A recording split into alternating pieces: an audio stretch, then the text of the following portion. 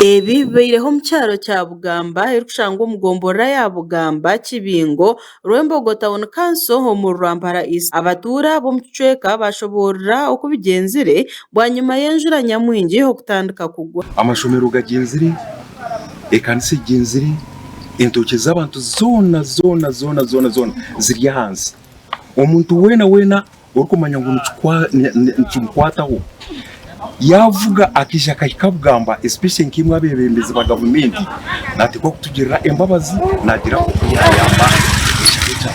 ibirone byo bwinye tudasesa ibone tweka ikagwa ikasashayira tukushaba ruhanga kumarayo rwari kwesiko munzu emutunge kutaho munzu tutwe kubeto byahuranga kakudarika mu ejiri kasikarike ngacho kibiri kimunungu tukagenda yuzagenzire tukibona bwiro bumbiro okumukureba orutoke rw'omusaba dikoni akasorora umuyaga bugiremu gwatwara nko kumukureba kandi tito twenka n'entoke zindi around rutoke rw'omburuzi entoke zabishemu abataka ba neighbors bitu ko zibire okuruga hantoke uza amaju amaka gabantu namboneka trading center yitwa Hife Bugamba nayo umuyaga akasorora kihira amabati amaka ana amaduka ana gona amabati gargaho gagumurutoke rwanje rwasaba diko na Hifaho. Aba bagira ngo tumurundo gwo kubanza kutunga ekigwerereza nk'eki okwihaho nikitwara obwire burengwa kubaho eki bakegekerera obushozo behinguririze obwijire busha butari umumiri kina munonga tosomya kusomna aho nyaka kamakunyani n'uruhare abangije cyo kubanza sezi abariyansi y'empanga eba kugenda nena obwiro bwe umwana obunabe ninyosha atari imyaka 3 nageka gwa umuyaga nkama shitugaragenziroge ibintu tuzakwire kubona bwagenda twanditse nyine yisha twateshamu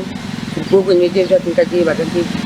Nakamya Harriet or RDC wa Rwampara nawo wayeshyira mwanyogu yagira ngo ekicweke eki kiri mu kabikahango habo kubankira kuteganisa ubunjurambi aba Rwampara district Bugamba obwire bwona tuzakutunga side za bududa etako kutwara abantu basakwisha amizi gabani gabasa kutwara mabari mahango munonga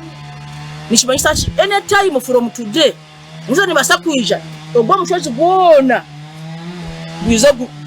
gusheke oshomereji kibanyisa kufera abantu bingi ogwo yagira ngo hatakabayireho entebekanisa yo kubyara emiti nibaza kwetenga abakugu bo kucebera enshozezi wabo kuba ntabasa kuba hayina kabi hakazirumu ako batarikumanya bifate bakabire emiti ntwenda abakugu bije basesinge ejo mishozi nikimanyisa ki etaka lyawo liri very soft amiza akakwata twara amabare mahango gati kurugo rushozo rwo gije gakinge ngudo ajuga abantu nyenshi akare bitaki ritita. So before doing anything ntenda technical team yugo ministry zize kwasenze yamushoze kandi zigaitinge how can we go about this. Ebintu bisingire yo kusisikara n'entoke enguto amaju g'abantu nangwana n'ishomero rya Bugamba Integrated Primary School rashakwa iyana kankwatsa bwa Tayari West.